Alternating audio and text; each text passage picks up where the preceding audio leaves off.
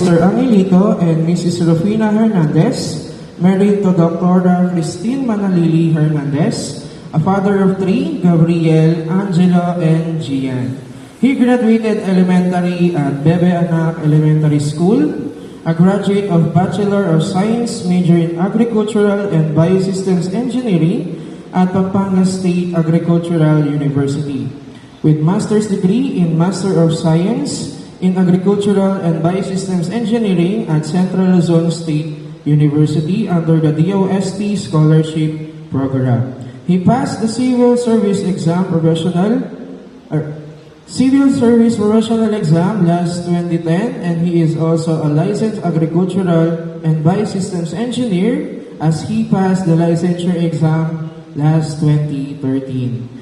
He is currently working at the local government unit of Porac, Pampanga, and holding a position of Municipal Government Department Head in Environmental Sector. Our distinguished guest speaker is an alumnus of Pampanga Institute Batch 1998 to 1999. Let us all welcome Mr. Francis U. Hernandez.